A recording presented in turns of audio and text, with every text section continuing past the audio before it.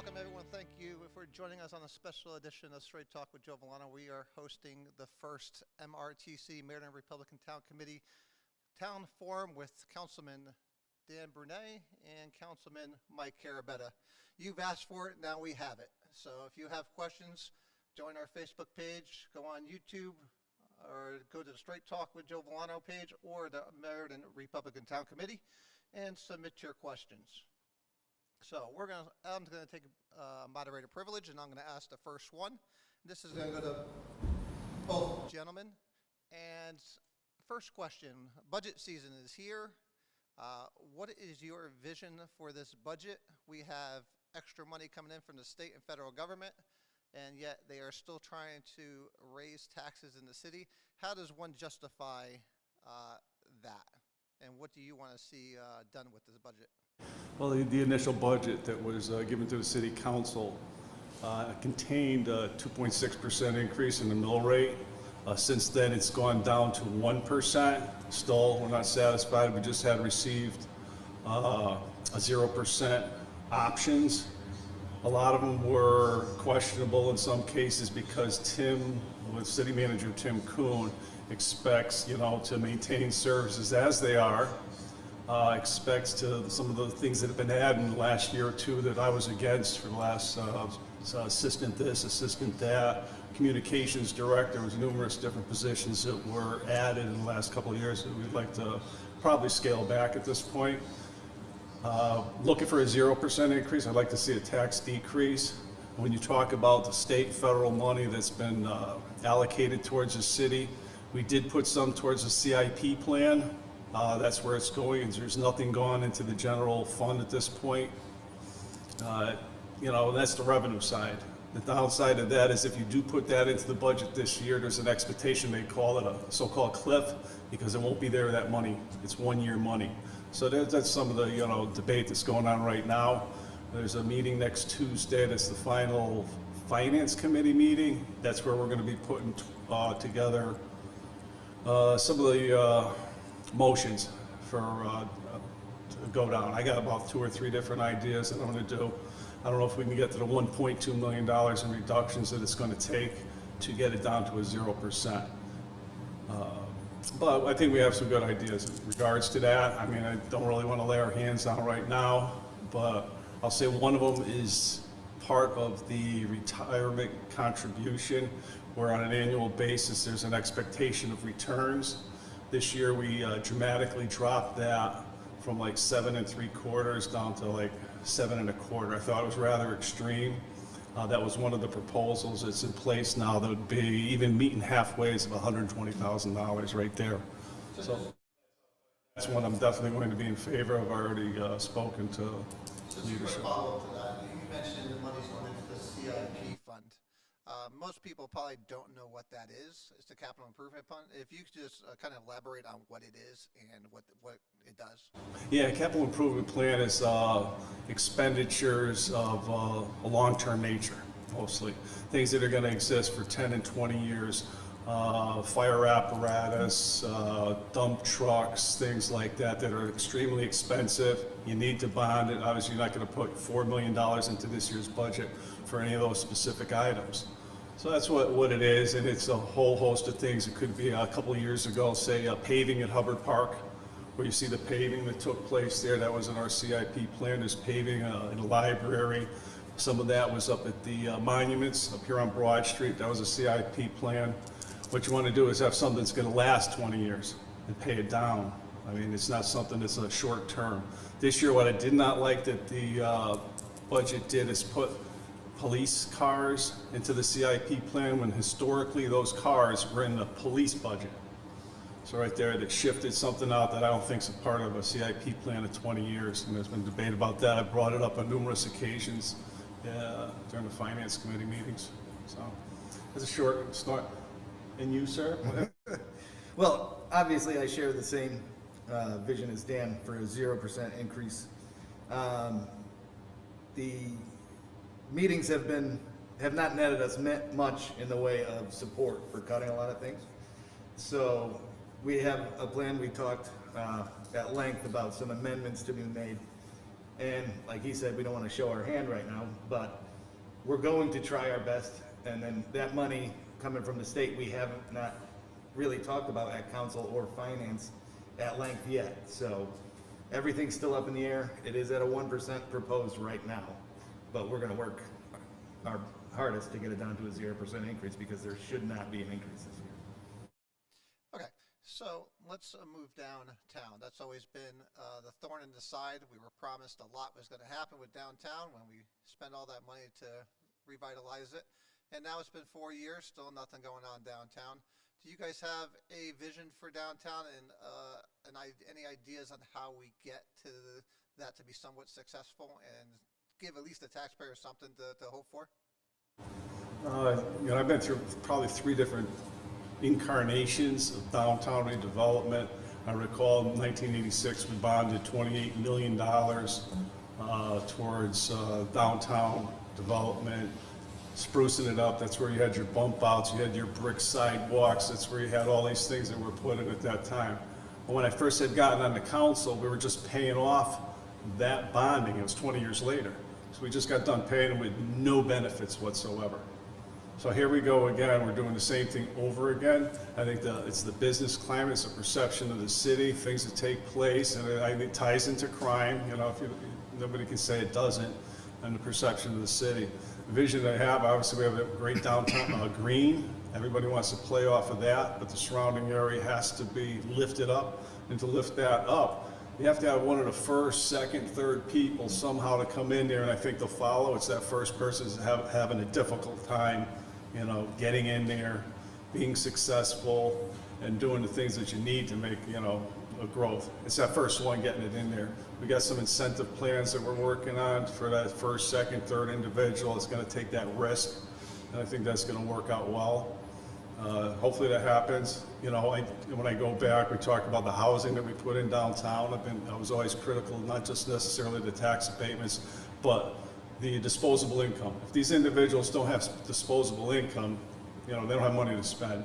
I always go back to Harbor Towers, Hanover Towers. There's 2 big developments on Hanover that were there under the premise of economic development. This is back in the 70s. Somebody put those, there's 600 and some odd units. They have done absolutely nothing. I mean, they almost live in, in the backside there. People forget about it. It was sold as, the city, I worry about some of the other things, it was sold as senior housing. Sold as senior housing, next thing you know, it developed in whatever would fit in there. It wound up being anybody basically on supplemental Social Security at this point. Again, they don't have the disposable income to make any business lucrative. And that's always a concern with the housing we just had putting in and everything else.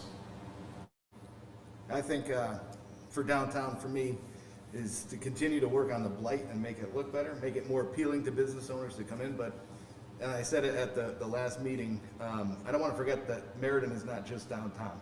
Meriden is a huge city. We have all of East Main Street that we can put businesses at. From West Main Street and Hubbard Park all the way down, we can work getting closer to downtown while taking care of the entire city. So I don't want to spend too much time downtown. We've done it for decades. It hasn't netted us much right now. So I just don't want to lose focus on the rest of the city. Well, Mike, you brought me to my next question, and that has to do with blight. We still have King Place, that's still not really nothing being done over there. Do we have any updates on that? And again, we have commissions in the city of Meriden that meet, and they give recommendations, but unfortunately they fall on deaf ears, and I don't see much, and I don't think the people see much going on with trying to fix that blight. So do you have any suggestion on what we should be looking forward to? I'm actually going to defer this one to Dan because he's been working with those buildings the longest, and he knows the history of all of them and where we're at right now. Yeah, I mean, that has been focus for quite a few years right now. We did have a developer that came forward about 2 years ago with a significant plan. He had wanted medical facilities upstairs, and he had this whole plan about downstairs. Anyways, he came back with housing next, small multifamily housing. we're lukewarm on that. I think we've got a saturation point as far as housing downtown, where there's a finite amount of housing that you would need for the population we have. And right now, you got to consider that the surrounding communities are doing the same thing right now. You've got Berlin next to their train station, they have housing going in. You got Wallingford around their train station, they've just developed about 300 units, so it's a very competitive nature. Yeah, I believe people are realizing, developers realize, and we haven't heard, it's fallen on the wayside. I know he had some deadlines he needed to meet. Of course, everybody uses COVID as, the whole COVID experience for various things, so it's difficult to navigate. But there is a prospect. He's still in the background, and hopefully he'll be coming forward again. Yeah, I talked to him. We've had several meetings. I mean, it's very serious. There's no question about that. So I still want to talk about the blight, and we look at the issues that we're having. If you look at inflation going on right now, and building products are sky high, where people are having a hard time, fixing up their houses. And I know that, like I said, we have a blight commission here in the city of Meriden, which seems to put recommendations forward that just aren't being listened to up at City Hall. Why is that? One. And two, is there something the council can do if the city manager doesn't want to do anything about it? I think the city council doesn't always get all of those. So if you copy your city councilor on these complaints so that we can help communicate the issues throughout, whatever department needs to take it, that would be good. Because if we don't see it, we can't help you. So copy your city councilor on any issues so that we can help.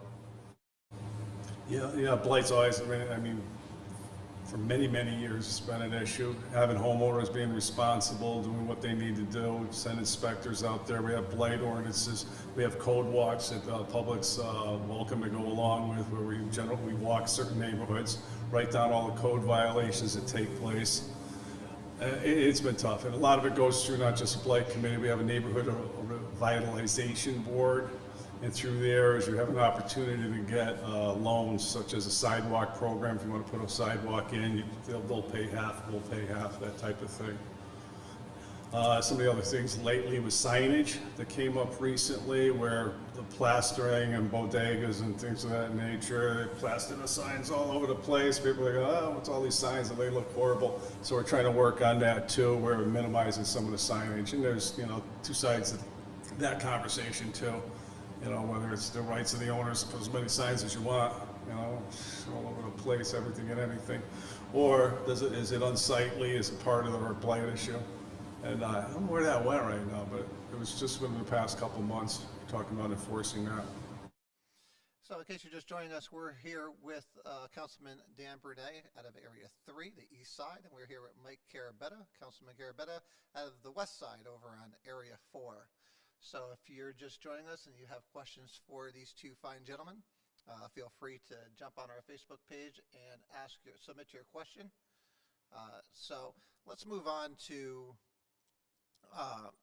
the west side. We have the storage units going up, which has been a hot controversy. So what's your view on that plan that's going forward? And what else would you like to see happen in the west side? Well, for the storage units and Stop and Shop issue, we not much we could really do. If a business wants to close, it's going to close. The city cannot tell them that they have to remain open. So while it hurt me to lose Stop and Shop because that's where I was shopping, they're going to do what they got to do to protect their profits. And I'm not a fan of government regulating what businesses can and can't do. So while it hurt me on one side, I understand it from a business standpoint. We are working very hard. Joe Fest is working very hard to get a grocery store on the west side. Hopefully things are going to come for us, and we'll see what the future holds for that. But anything he can do to get us a grocery store, he has been doing. But no grocery stores were lined up to take that spot. It's a very old building, very costly building.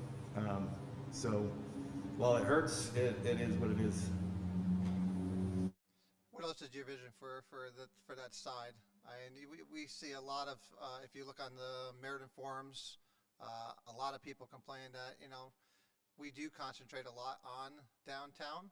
I know the east side's taken a boom over the last decade, but the west side's been kind of stagnant, and I think rightfully so. I think most people in the west side believe that they are being overlooked. How do you comfort those people and say, hey, you know what, things are coming?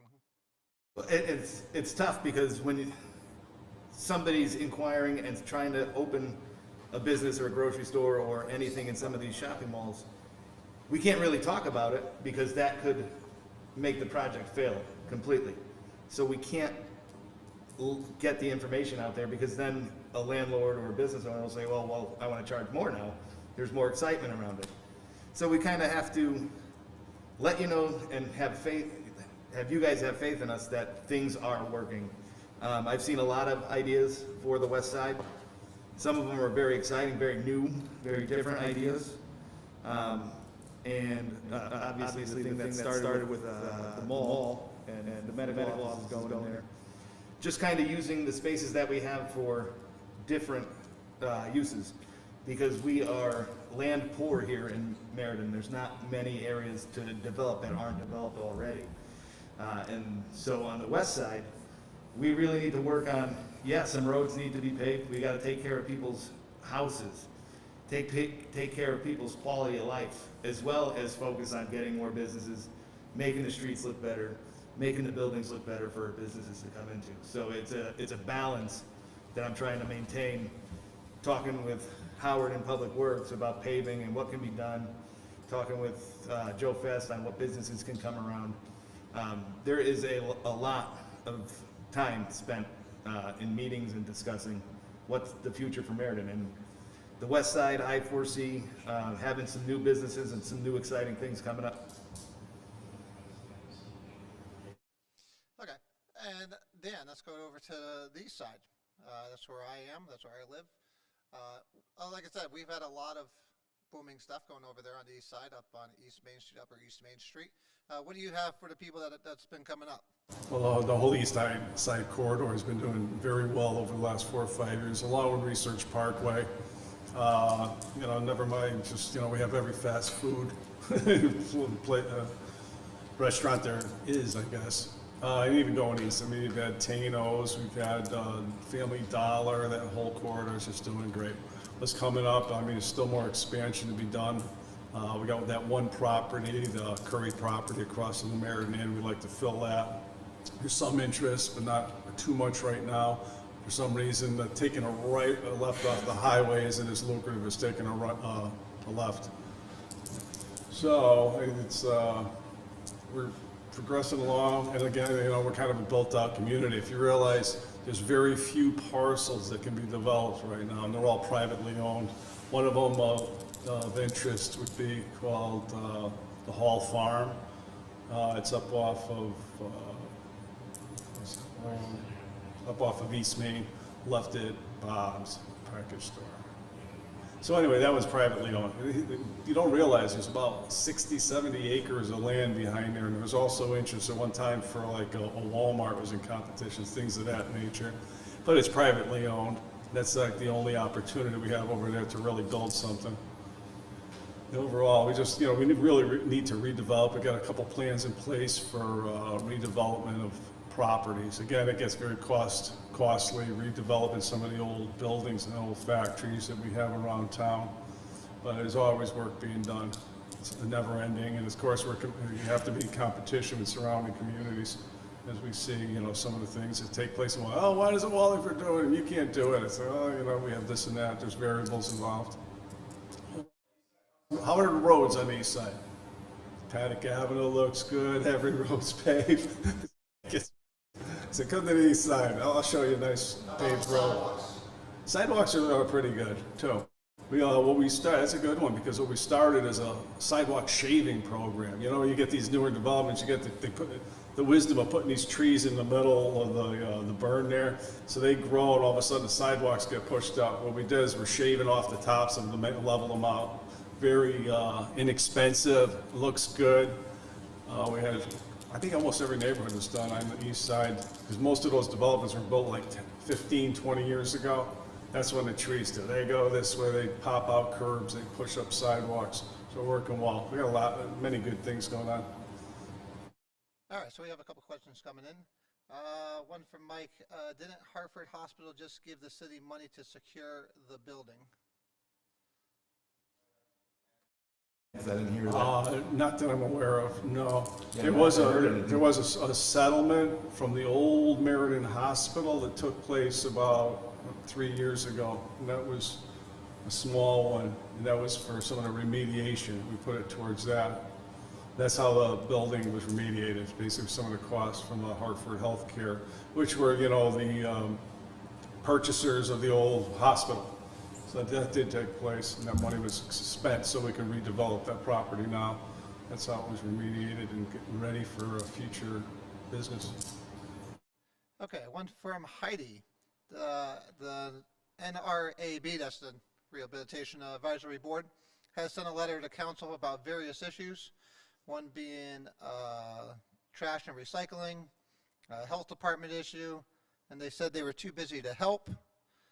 So I guess these are the things that, again, these people are volunteering their time to be part of, and they're putting things forward. When it goes to the council, who does it go to first? Does it go to Lori first, and then it's distributed to everybody? What's the process for when these committees send something to you guys? These committees, it would go to the standing committee that's related to any specific subject, such as that would go to the Economic Development Committee. And some things, obviously would go to the Public Safety Committee if it's related to anything with safety, sidewalks, lights, things like that. But yeah, it would be Economic Development. It would go directly to the chairman of that said committee, and he should bring it forward. I mean, something, I'm not sure what this specific item was, but it sounds very good. Or you can just bring it to anybody on the committee. I'm vice chairman of the committee myself, so it would work out well. That's where, again, I would say copy, because sometimes you're going to tell me that something happened and I don't know I didn't hear anything about it. Yeah, I think that the issue with these is that it's coming straight from the commissions and the boards, and they're sending it to council, and like she's saying, they're just too busy. I don't know what they could be too busy doing to get, Acceptable answer. Yeah, I don't in any know case. the situation she's discussing, but I would never give that answer to somebody, and I would not, if you knew the complaints I've been getting, you would know I would not allow a city employee to say that to somebody. That's one of my hot buttons. So I say, Mike, you're very much active on social media. You have your page. How do you guys? What do you think? Living in the 21st century, and during COVID times, how do you guys see how the interaction between the citizens and the council? How do you see that playing out? We haven't had meetings in person in almost a year. I think people want to get in and see their council people. But again, some have, Mike, especially you've been very active with your constituents online. Do you guys see that being the way of the future, or do you actually see us getting back to in-person council meetings? I want to get back to in-person council meetings as soon as possible. If we do these standing committee meetings on Teams, that's okay, but we're still not hearing from the public as much as we would if we were live. But the council meetings definitely have to be live meetings in the council chambers. It just, even, not just the public side, because we do like to hear the comments, but when you're in a meeting about stuff, it's hard to do it on this computer. You don't really get a sense of where somebody's coming from through that. You get a better discussion face to face. And I think the council really needs to be live. Absolutely. I mean, there's too many distractions at home. I've been pushing for live meetings. Mike had sent out, this should have been done a long time ago. Everybody's back to normal. Meetings, businesses, everywhere. The only thing people that aren't, or seems to be government, they're the only ones that aren't participating, and I don't understand how or why. But there's no issues at all where distancing can't take place. I go to the Board of Ed. The Board of Ed's been meeting live for the past 4 or 5 months. The City Council can't. There's something inherently wrong with that. And it can't be held up by just 2 individuals, which is taking place right now. So you're saying two individuals are holding up going in-person meetings? Yeah, publicly, yes, they responded to Mike. And, yeah. So anyways, yeah, so I don't know what we're gonna come to a vote. Anybody that's comfortable, we just had a live library meeting last week. And there's more and more live meetings taking place every week. I believe pension board is going live next Tuesday or Wednesday. So everybody's starting to go live. I mean, it's turned into just nonsense at this point. Yeah, reason to not be in meetings. I run a restaurant. I know all the precautions and the rules since the beginning of this thing. And the governor is loosening up the restrictions around all of that. There really is nothing stopping us from meeting in person. So it has to happen. Okay, so let's move on to assessments. That's been a huge issue going on in the city. You have the assessor's office has now deemed that some nonprofits are not nonprofits anymore and being taxed. Two questions to that. One, how do you see that? And two, if we take all the nonprofits and start making them taxable, you're talking about millions of extra dollars coming into the city. Where does that money go? You had more conversations around this recently than I Yeah, have. I mean, it has been ongoing to change something that's been taking place for many years. Many city councilors have their own group that they're passionate about, they've been involved with over the past, several years or whatever. So, as far as money gain, it actually only winds up being about $90,000. I think it was the number I remember being thrown around by the city manager with actual additional revenue. It's all about going by some of the state statutes of what is taxable, what isn't taxable. This is a whole new thing because there was, I guess, a lot of handshake deals, for lack of a better expression, that took place over the last 10, 20 years. So it should be fair, equitable. I'm not sure about the finances. I don't believe they have to show their finances, but, nonprofits, it's easy to be a nonprofit if you spend all your money. So I'm not quite sure what that means, but it means something. What I'll say to that is there are gray areas in the statutes, almost purposefully, I would think, to be fair on either side. But it's how the assessor's office of any town reads into those assessments.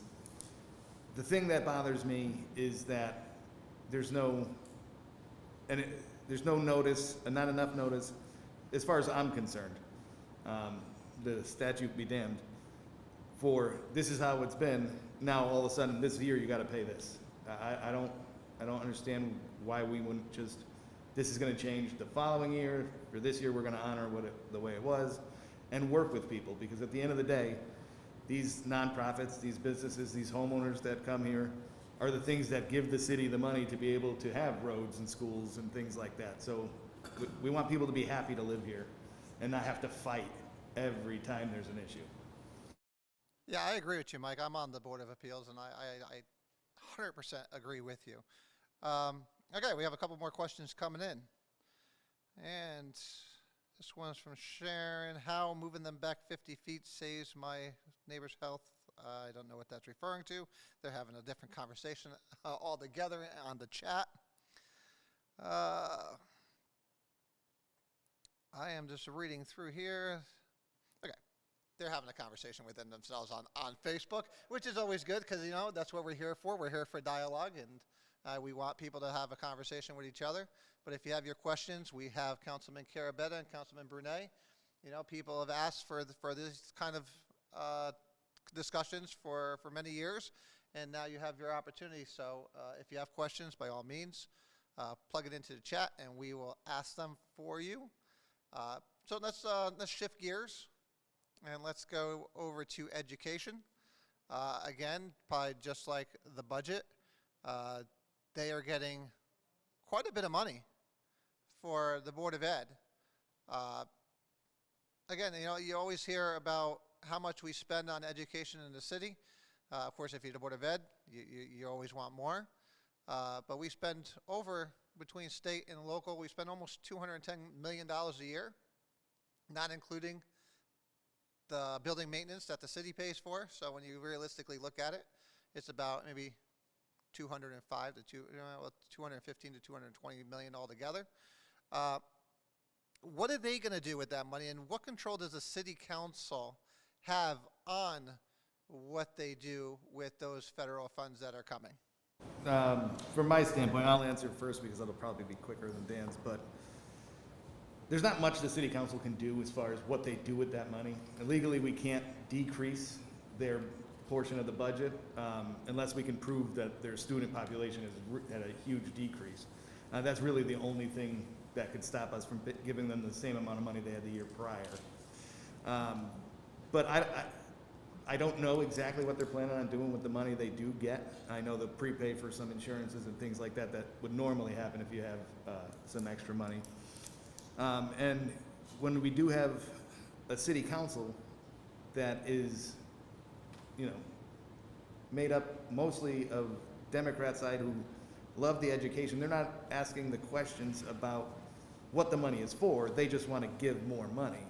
And that's been bothering me about the city council right now through the budget time is let's just give them more money. Not a, what's the tangible thing we're going to get back for the money? It's just give them money. And I don't agree with that. Yeah, that's been a battle cry of the Board of Ed for at least 5 or 6 years. We have given them 0 increases for 7 years, when in fact, they have had increases on an annual basis, whether it's through state funding, federal funding, or different venues. And it's really striking that they still stone-faced and they will not acknowledge the fact they are getting more money. Why are they getting more money, you ask? They're getting more money because we're a distressed community. We're like the 8th lowest median income in the state. That's why we get the additional money, because the taxpayers cannot necessarily afford it. That's why they get the additional. They don't just get the additional money for the sake of it. And that's one of the messages that I say every year, that they are getting more money. It's just not from us, and why we're getting is because there's a reason. It's not just simply, you know, for the sake of it. Okay, let's switch gears again. We do have a question here, and I think it's a very legitimate question, and I'm glad she asked it. This is from Lisa. What do you think can be done to curb all the violence and shootings in the city? Well, that's probably one of the more difficult questions right now, because it's a socioeconomic nature. But I will say, historically, it's always been around. I can go back when I was younger. You had James Gang against Diablos, and there were shootouts. There was one fella that had gotten shot right in front of the police station. 3 o'clock in the afternoon. The next evolution was Latin Kings and Los Solitos. They had their battles in town. And now we're into a strange new 3rd generation that, you know, people mostly recently released from prison. I hate to say, I know that was a report from, you know, the chief and all that about a year or 2 ago. Because as you notice, everybody's talked about how there's been a massive reduction in our prison population. Well, they all went somewhere, and they were there for a reason, and they're going home. So I think that's what it is, and there's a lawlessness that's taking place right now that I think that are empowered by the national scene, the state scene, and are empowered. Like if a police officer says, show your hands, no, I don't have to show my hands. You know, that type of thing, and it just goes on and on. We just had that incident last night where an individual, instead of getting out of his car, putting down his thing, okay, you got me. No, I'm going to run people over. I'm going to do this. I'm going to do that. I'm getting out of here. And that's just the problem. You know, what are you going to do about it? Incarcerate, keep people in there, and do what you have to do to the full extent of the law. And right now, there's not a climate that exists that allows that. And the laws in the state legislature are getting very lenient. They're getting more lenient, and it's not going to get much better. We need a cultural change as far as in our politics. You look here in Meriden, that I've been a minority leader for, what, 10 years? That's bad. Shouldn't be a minority leader for 10 years. Should be a majority leader at least once. It's like, come on, man. So, I mean, here at Scott, I've been on councils with 5 members down to 3 members, but we've never. State legislature, here's a state legislature that actually made gains about 4 or 5 or 6 years ago, where it was somewhat. And now now it's a super majority that they have. And they're just pushing through all their agendas now. So I don't know. You need a political change. There's no other way around it. Like-minded individuals like myself on the mayor and city council, like-minded individuals on the state level, and that's the only way we're going to change the state. And I don't see it happening now, but it can happen. There's an election in November, I heard, and during that election, we have an opportunity here in Meriden, anyways, to make a significant change. We have a council. I'll say as a council, just says, you know, talk about that. I've got an issue tomorrow night that's racism is a health crisis, that type of thing. So anyway, the council's changed dramatically. You look at some of the people who have switched out in the past year. It's gotten far more left than it used to be polite, you know, with some of the different individuals that changed in Area 1, Area 3, Area 2, and it's not easy being on the council. It's probably one of my more frustrating years. You know, hopefully the public safety component of it stays strong. It's going to be difficult with this crew. Yeah, I agree with Dan on changing the laws and incarcerating, and you know, the punishment should fit the crime so that these guys aren't back out on the street, you know, sometimes hours after they commit a crime. As far as public-wise, the police need your help. They can't do everything, so if you see something, say something. It's a kind of cliche, but that actually does help. And then from the city side, we don't have anything for the kids to do. We've got to appeal ourselves to businesses that will give these kids something to do. When I was a kid, there were roller rinks and arcades and things to go and do. The boys club was a great place to go and play basketball and other games. That seems to be a dying business model. And I don't know what the answer to that is, but there's questions I have for Joe Fest to see what's out there. And I'm not suggesting that the city taxpayers pay for anything, but appealing ourselves to businesses that will bring that kind of something for the teenagers to do. Okay, so for those of you who are watching our broadcast, we did lose the video for some reason, so I apologize, but we do still have our audio feeds going up. So I thank you guys all for still joining us. To get back to public safety, you have some on the council that want to create a new board, civilian board, to oversee our police department. And from what I've heard or what I've seen so far, they're pretty radical ideas on what they want to do to kind of hamstring. I'm going to say they're going to handcuff the police department. Do you guys have any ideas on, one, what they're really trying to do? Because again, I'm a private citizen. I hear things. What are they really trying to do? I'll go first on this one because I'll keep it short and sweet. Before I say more than I'm going to say, I want to see how this pre-committee plays out. But I'm not a fan of it. I don't think it's fair to make civilians who don't know how to police, who don't put themselves in that kind of situation, who don't really know how to manage that kind of situation and have them oversee the police. It's not right. It doesn't work in my head. If I was a police officer, I don't know how I would feel about it. I wouldn't be too happy though. And again, I want to see how this pre-committee, to find out if we need a committee, works out and what they're talking about. But that's what I'm going to say for now. I guess I'm against it at this point, and we'll see what happens. Yeah, I personally, I really don't see how beneficial it will be. It's certainly playing on the current climate that exists, you know, about police in general. Some of the research that's recently been done, there's only a very few that actually responded. Some questions, I mean, some that we've had, like such as Hartford, they were in existence, they've never even met since 2018. So as issues subside, this idea would probably subside. And the key thing is, do we really need it? Do we really have any issues? Are the issues extreme, egregious, in that nature? Those are the big questions. If you say no to all of those, why should it exist? That's the way I look at it. Yeah. Because it bothers me this much. It doesn't make any sense. It seems to be we're following a national agenda, and as they look through Meriden and the police and the history of complaints, we haven't found anything. Since 2017, the police department has adopted more policies in the use of force category than most of the police departments in the country. There hasn't been an issue yet, and it's almost like they want to keep digging until they can find something. They haven't found anything yet. I don't believe Meriden has a problem in that regard. Look at, for instance, the situation that happened 2 nights ago where 5 officers got injured. Not one shot fired. Not one. They had every right, while the car is ramming them, in my eyes, to do that, but they figured out a different way. These guys are doing a great job for us. They're maintaining decorum when they need to. I don't know why we keep digging further into it. Just the situation the other night should let everybody know that, hey, these guys are doing a great job. Yeah, I mean, again, I grew up in East Haven, like I said, when I saw that incident, I immediately thought of the Malik Jones incident down in New Haven, in East Haven, when they went on a car chase and then they shot the car.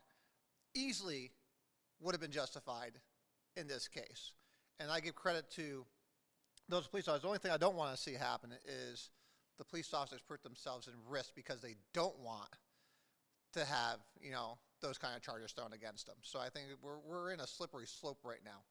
But not do their job because that something could happen to them. yeah, and I think something with the state taking away the qualified immunity, I think comes into play on that. But again, that's a state thing, and we'll get into that later on in, you know, in shows ahead. But I want to stick to Meriden stuff. So we have another question. This is for both Dan and Mike. In the budget meetings you've attended so far, is there any inquiries or areas specified by the city manager as to where areas of spending can be reduced? She said Dan, then Mike. No, actually, you know, city manager's been very firm on his stance right now in the budget, although, you know, there's been increases in several departments. There should have been, you would think, in the COVID year where the services were, yes, less utilized, that there would have been less spending. But no, but we do recognize a couple areas that I feel are boosted because on an annual basis, or I'll say historically, there's positions that just aren't filled. Things like that we've always taken into account in the budget that aren't this year. We're going to be looking into that. Some of the other issues, I mean, some of the added people, our communications director, we're here, you know, like that. But I'll do it, yeah, amongst other things. So he has not really said or done anything in regards to saying everything should be status quo, put it that way. So it's got to, the hand's got to be forced. The council in general, you know, adheres to the gloom and doom scenarios, which I've heard numerous times. Here you have a department of 64 people. I lose one person. Oh my God, I'm not gonna do this, I can't do that. You're losing one person out of 64, out of a $7 million budget. What kind of manager are you? Can you manage? I mean, you should be able to adjust accordingly. And those are some of the things that we've said in the past. But I don't believe the votes would be there in any of these cases, but we'll be bringing it forward anyways. This is my second budget. The first budget, the pandemic hit. And it was kind of like, all right, we're no tax increase, and you know, we'll go from there. So that process for me, for a learning experience, was cut short. This one's a little more different. But as we look at the budget, one of the things that gets me fired up is every question I have gets a response of, nope, that's a union, we can't change it. So now I have to look into all of the lines underneath those union lines that don't have anything to do with the union, but like supplies, things like that, and start really cutting many lines to make up the difference. But I shouldn't be doing this. This should be the city manager and the finance director finding ways to make sure the city of Meriden doesn't have a tax increase in these times. The government's handing out money because people don't have jobs, they don't have money, but we're going to tax people more. It doesn't make sense to me. I'm involved. I agree. All right, so another question. We'll all know who this one's from. What can be done about the widespread litter issue? Seems the city cleanup is pretty good back in 2016, but now it's only 2 cleanups a year by volunteers isn't cutting it. Well, that's a tough one. You're asking the city council to figure out how to to change people's attitude. That's really what it comes down to. As far as the police handing out littering tickets, yeah, I would think they have to do that if they see it, but nobody's throwing a six-pack out of their window in front of a cop. So handing out tickets isn't the answer either. I don't know what the answer is, but people need to change their attitude about how they treat the city. It's hard to show respect when, you know, the city isn't getting the respect it deserves either by people throwing trash everywhere. You got mattresses and 30 packs and all sorts of stuff in these areas. I don't know. To discuss, I don't have an answer. Yeah, I mean, I agree with you that, you know, if people want the city to be respected, you have to respect it first yourself. And I think that is a serious issue. And again, it goes back to the blight issue. A lot of these dead-end streets where people are notoriously, you know, throwing stuff out. Maybe, I mean, I hate to say it, but cameras in these high-profile areas or you know, something needs to be You're asking the government to put cameras in. I know, right? That's not your MO. No, it's not. But again, at some point, something needs to be done if we're looking to change the image of Meriden, and again, I think blight is a huge part of that. Something needs to be done. But Showing respect, teaching respect to younger generation. That's and key. That's how you solve it in the long run. I agree with you there. I mean, teaching respect, I think, is probably the most effective way of changing things. Okay, let's see what else we have. And yes, I agree, Craig. The police did show considerable restraint. Okay, so we got all the questions there. So again, we have about 15 minutes left with our great counselors here, and we thank them for their time and taking time out to answer your questions. Again, this is something that the public asked for a long time. Here they are. They're right here in front of us. You could ask any question you want to a certain extent. We're not going to get into lawsuits. I know some people have asked about it. We all know that we're not going to get answers on that, so we're just going to let that be. So guys, we got 15 minutes, well, really 10 minutes left. What do you see if you guys were to take, let's do a hypothetical, even though I don't really like hypotheticals. Come November, you guys take over the city council. What's the things you want to see change? Live meetings.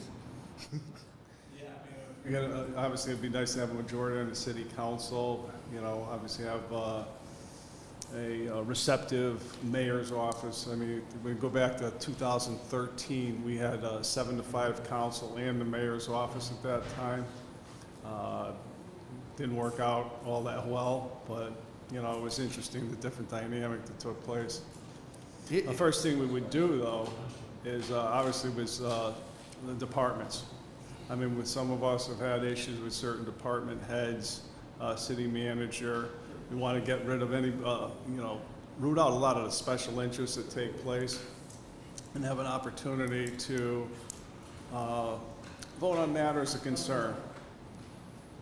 I mean, if you look at some of the things that we voted against this year, upcoming, I mean, even a water sewer increase that's coming up. I don't think the water sewer department's made enough effort to make reductions in costs over the past several years. There's automation, a good simple answer. Here's automation. It was supposed to reduce workforce. They've got more than ever. So, you know, so those are the things that we can dig into that there's no concern as far as the majority right now. Majority is more concerned with some of the social issues. I do not want any expansion. The biggest growth we've had in this city is social services over the past 10 years that I've been here. And that just can't take place if you're going to have an economically viable community, one where businesses want to come in right now. I have issues, say, just something simple as, been there forever, is the homeless shelter downtown. You know, it's tucked away, it says, provides a service, but how can every morning at 7 o'clock you have to have all these people out and they don't come back till 5 at night? They're on the streets, they're in the little corners over there. I mean, that's not a way to run a downtown if you seriously want to improve downtown. I mean, not lip service, not all these nice things and all your political statements and, you know, the usual comments. Well, there's things that have to be done. I mean, you have to address it, and I think we can address that. And we can do it in a nice, kindly, fashionable manner that'll be not intrusive, and we're gonna build this town back. Right. Not to get into any specifics, but what I find increasingly frustrating is when you're trying to argue your side and try to get people to see, maybe change their mind, you can tell they don't care what you're saying. They're going to vote the way they're going to vote. So it's kind of like sometimes you're just defeated because you know it's going to go 10-2 or 9-3. Yeah, I think it's definitely another thing of educating the public. I mean, Mike, you did the referendum, you know, it got a lot of support from both parties, but then, you know, come election time, you know, people just fall right back in line with you know, their party, which it blows my mind. But so again, I think these are good because it gets the public to actually be able to have a conversation with you guys and have their questions answered, and hopefully that will get people to be more informed. I think a lot of them can't make it to the meetings that they usually hold at 5:30. So I think these might be the wave of the future of how we communicate with the public to government officials. And I hope we do more of these. So we have a question here from Dan. So go ahead, Dan. Just a couple of questions. Matter of fact, let me just give you the first one. Here, you got to talk in the microphone. The one I think is a really important thing is the people who are counselors that are committee heads, they get a stipend. Am I correct? Okay.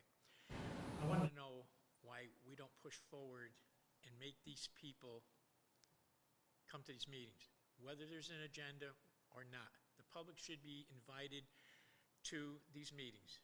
If they can't get the public to come in, then you adjourn the meeting. Very simple. But for them, and one counselor in particular, last year, September, October, November, December, 4 months did not show up for a meeting. I went to the city manager and I asked him, I said, what is it? Oh, the counselor's out of town. Really? One of them was a quarterly meeting, never held. I don't know how you guys feel about this, but I think something like this should be brought out and hopefully maybe let the people know that we're watching you. Because I know Mike's not going to let a guy say, I'm not coming to work today, Mike. You going to pay him? No, of course not. And this is what we have with our counselors. But the question I wanted to ask you, how do you guys really feel on this water? Because I want to give you certain things that when I went to this last meeting with the PUC, I sat there in amazement. Phosphorus is being pumped into our city waters. We're paying to have the phosphorus taken out of that water. The wastewater in our city of Meriden, atrocious. It's crazy. Last month, this is a figure. Hold on 1 second. Let him ask the first. Let's answer the first question first, because I know people are interested in that about, you know, people not showing up. You have counselors that are elected. They want them to show up, especially if you're a head of a committee. You've had, again, last year you had multiple committees that were canceled because nobody was able to show up. How do you guys feel about that? Again, they are getting paid by the city, and they get extra money for being chair people of certain committees. What's your stance on it? Well, I mean, I'm not a chair committee. I make it to as many things that I can.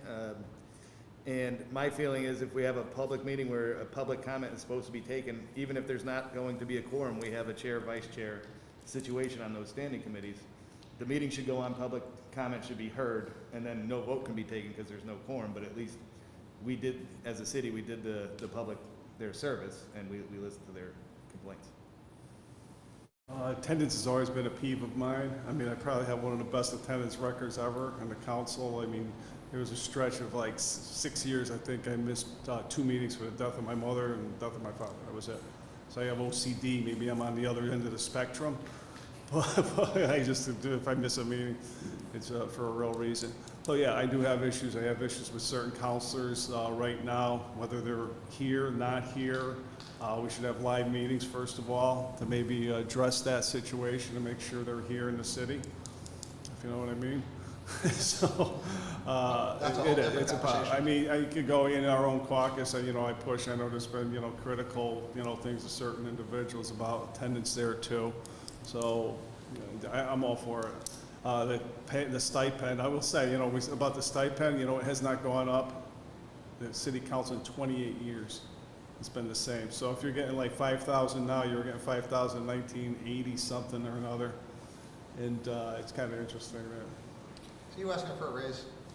No, I'm just saying that 5,086 was actually a decent part-time job. Now it's like, and you're so committed. I mean, you're obligated to donations. If anybody comes up to you as a city councilman, you're obligated, you should pay. I mean, whatever it is, whether it's a ticket, whether it's donating to this, donating to that. So you really make zero. So Right. because you're an easy mark. Yeah, But, I yeah. always say if I you do need- that, but, you know, there's a commitment. When you're a chairman, I don't care if you're getting paid, not getting paid, there's a commitment to being a chairman, to anything, anywhere. I was a chairman of a town committee, a chair of this, you know, at work, whether you're in any type of leadership role, there's a commitment to being there every day, setting an example for your crew, your team, or whoever you want to call it, so. I'm wholly in favor. I do not like that. I believe other counselors, obviously people from their same caucus are gonna do, you know, what they do for each other. That's just, that one thing. Another thing, just sidebar on that, is I'm really against nepotism. I can't stand patronage jobs. I feel half of the councils up there waiting for a patronage job with the state, falling all over each other. You know, some of my peeves over the years. So, and to get to what Dan was talking about with the water, we pump phosphorus in just to take it back out again. And then on top of it, you know, we have all these unfunded mandates from state and federal that unfortunately the taxpayers end up having to pay for. Is there anything that is being done by the city to try to offset those costs with federal grants or anything like that? I'm going to go first because Dan is the water man. I am just going to say about the water department, as we're learning more and more about this, that I am not in favor of a 7% increase. And now Dan can explain all of those reasons. Thank you. No, yeah, it's funny that I've heard the same thing. This is the third time. We did a phosphorus project, a nitrogen project, a SCADA system, which is basically a computerized version of everything. It was supposed to make everything more efficient. I don't know what's going on. And it's not just us. Other communities are going through the same thing. Anybody along the Quinnipiac River area that dumps into the Quinnipiac is subject to these things. Same as the Middletown district up there, they dump into the Connecticut River. They're going to the same thing. Anybody that dumps into a stream, some of their wastewater, it's got to be cleaner than the water that you actually drink. Going back to your stuff that's in the water. It's amazing. It went from like 0.1 8 years ago. Somehow the DEP said, no, you got to have 0.3, and it's a state mandate. And I don't know if they're in collusion with these companies that make these plants, or there's some issues with it. I even went as far as, I think when Trump was first elected, he had somebody up in the Boston office, you know, asking him about what can be done about state laws, if there's anything the federal agencies can do. I mean, I went that far being passionate about the issue. It's an increase almost every year. I think we had maybe 1 or 2 years they didn't. I love the adage, you know, it's a consumer thing. If you use less water, you're going to pay less. It's okay. So we have 1 year where it was a condition where it's rainy all the time, nobody needed water. Well, we didn't take in enough revenue from the water, so we got to raise your rates. It's like, what are you talking about? You just gave me the big speech last year about consuming less. So, that still bugs me, I guess. Yeah, just so the people out there understand, 7% is going to be raised in water, and then another 7% on the sewer side. So really, you have a 14%. Mike's shaking his head no, so I'm going to throw it to How him. the math works out. I'm going to throw it over to you, 7%. Mike. Go ahead. It's just, that's how the math works out. It's 7% total. If you have 7% of $100 here, that's $7. If you have 7% of $100 over here, that's $7. You put those two together, that's $214, which is still 7%. Thank you for the Thank you for the clarification. There you go. The The new math. This is Common Core math. All right, guys, we have a couple more minutes here, and I want to be able to use these last couple minutes to make sure that people understand that we have elections coming up in November.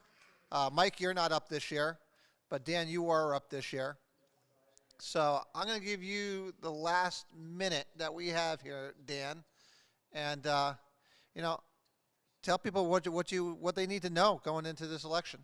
One thing they need to know is how the importance of checks and balances. Having any Republicans, any minority people have an impact up there. Obviously, the more impact you have is the more people that are on the council, but it's immeasurable what it means to have Republicans on the city council. There's so many things that take place behind the scenes that, I'm there fighting, we bring it to the floor. That's one of the biggest things that take place. I mean, as far as work itself, we're always, if you had an all-Democrat council, you have no idea how inaccurate information you get, things of that nature. And as far as the city goes, I think it's important that we have, I'm Area 3, I'm East Side. We're doing very well over there. We want to keep the momentum going. We want to have an impact on the council. Area 3 pays the most taxes in the city per area. If you go Area 1, 2, 3, and 4, Area 4 pays the most. Area 3 is the most.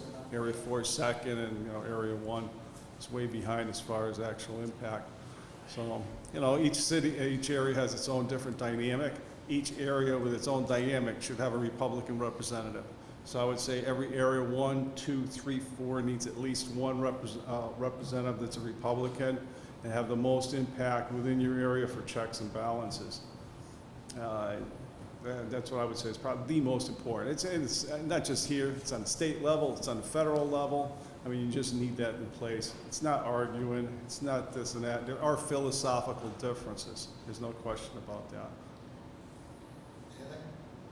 What was the question? I wasn't listening. All right, guys. Well, it is 8:02 now, so we thank you guys for taking your time to answer the questions from the public. Again, this is something that people have been begging for over the years. So we can't thank you enough. Hopefully we'll do more of these over the coming months. If you still have questions for your counselors, guys, why don't you give your email addresses real quick so that people know where to reach you. Link them underneath also so you have them. But go ahead. It's just D Brunette, BRUNET, at MeridenCT.gov. M. Carabetta, CARABETTA, at MeridenConnecticut.gov, MeridenCT.gov. Well, here you have it, fellas, and the public's here to hear what you guys have to say. Again, we can't thank you guys enough. We had the great thing about these forums. A lot of the questions came from both sides of the aisle, and they were great questions. So we thank you guys who are listening for your questions. And again, a better informed voter is a better city. So if we have informed voters, they're going to make the right choice, and they're going to elect people that are out to help them. So as always, I thank you guys for joining us tonight. I thank our counselors for joining us tonight. So we will see you again tomorrow night for our regular show, where we'll get into some of the stuff that's going up on the state. We're going to talk about the religious exemption that was just taken away yesterday. So we'll talk about that tomorrow night. So again, as always, thank you guys for joining us. God bless you, and God bless this great state and country.